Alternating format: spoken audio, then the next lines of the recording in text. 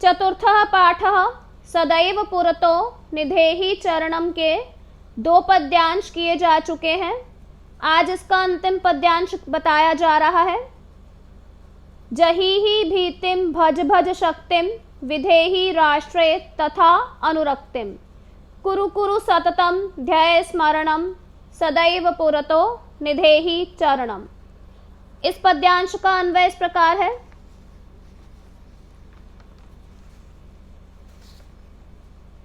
सबसे पहले शब्द लिखा जाएगा भीतिम, इसके बाद जहीहि, शक्तिम, इसका म हलंत अनुस्वार बन गया है क्योंकि इसके बाद व्यंजन है भ। भज भज, यहां तथा अनुरक्तिम संधि विच्छेद किया जाएगा, तथा प्लस अनुरक्तिम।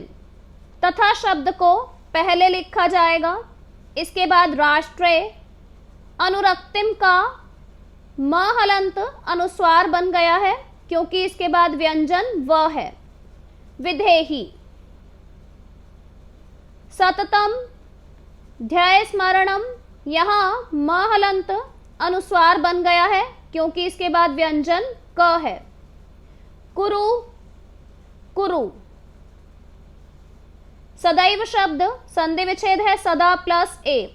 सदा शब्द को पहले लिखा जाएगा, यहां पुरतो शब्द को पुरतः लिखा जाएगा अलग करने पर, और सदैव का एव शब्द पुरतः के बाद में लिखा जाएगा। चरणम म हलंत अनुस्वार बन गया है क्योंकि इसके बाद व्यंजन न है। निधेहि, अन्वय के अनुसार पद्यांश का हिंदी में अर्थ इस प्रकार है।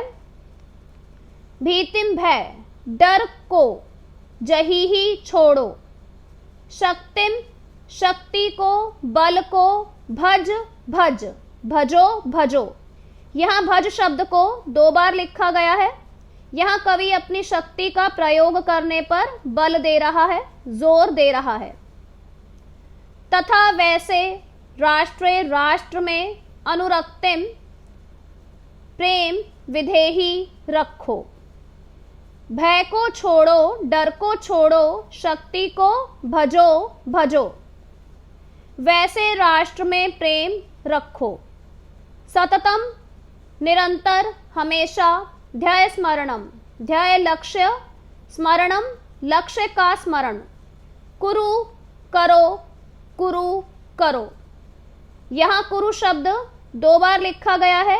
यहां कवि अपने लक्ष्य को याद करने के लिए बल दे रहा है, उसे अपने लक्ष्य को याद रखने के लिए प्रेरित कर रहा है। सदा हमेशा, पुरतः आगे, एव ही, चरणम पैर, निधेहि रखो। निरंतर लक्ष्य का स्मरण करो, करो, हमेशा आगे ही पैर रखो, अर्थात आगे कदम बढ़ाओ।